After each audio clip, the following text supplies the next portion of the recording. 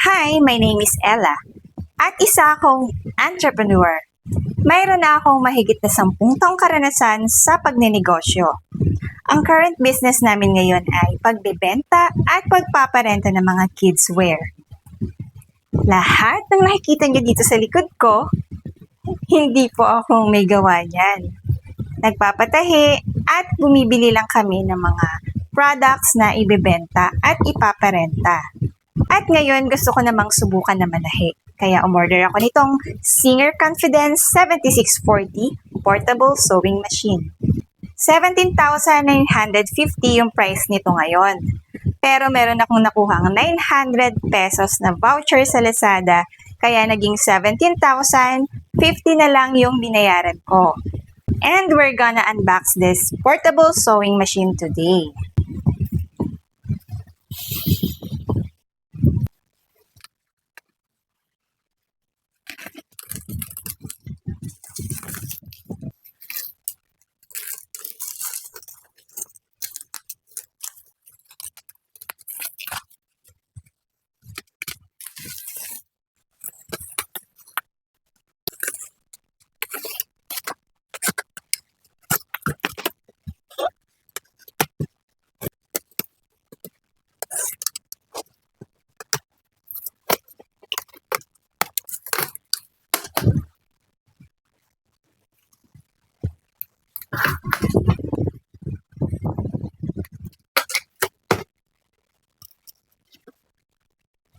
Pagbukas natin ng box, ang unang makikita ay ang instruction manual.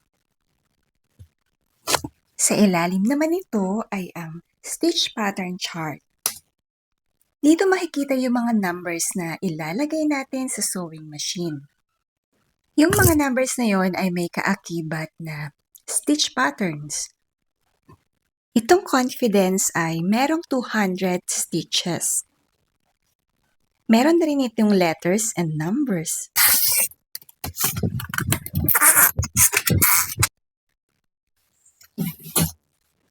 Ito yung ilalim ng extension table. Itong small box na to ay ang walking foot. Ito ay ginagamit sa vinyl or leather materials.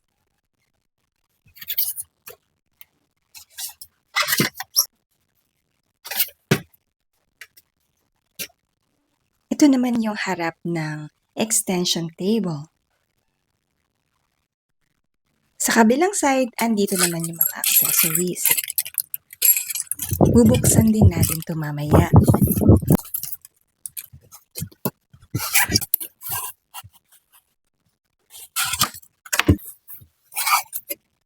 Ayan, eto na siya. Ang cute at very aesthetic tignan.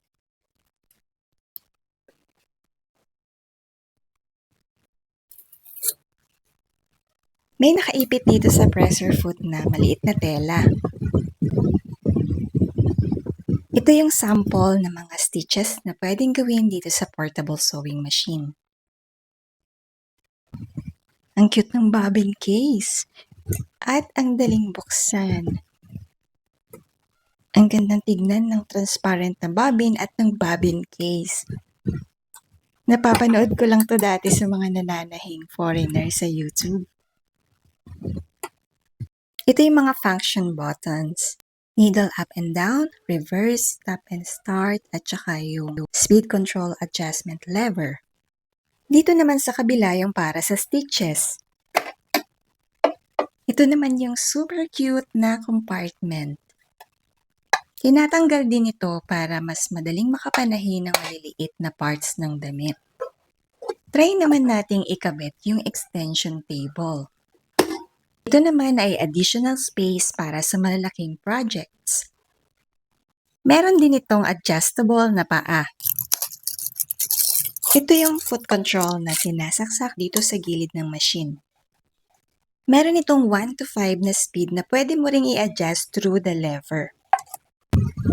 Power cord. Kasama na rin dito yung walking foot na sinasabing magiging superpower ng iyong sewing machine. Ginagamit ito sa makakapal na fabric kagaya ng leather, sa makakapal na projects kagaya ng quilt, sa madudulas at mahihirap na tahiin na tela, at sa mga sticky fabric like vinyl.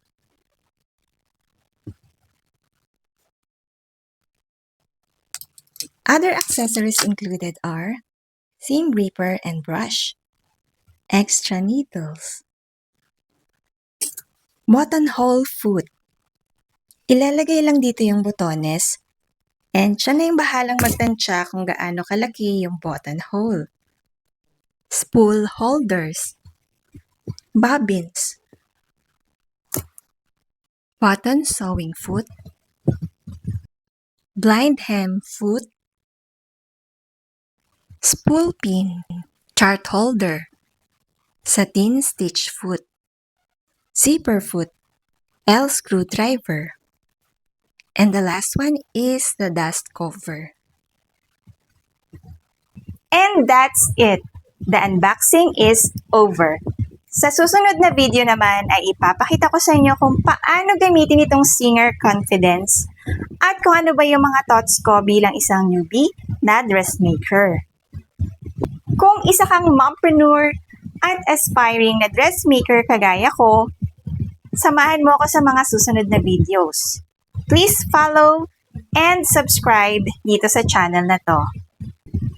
Ako nga pala muli si Ella at naniniwala ako sa Proverbs 21:5.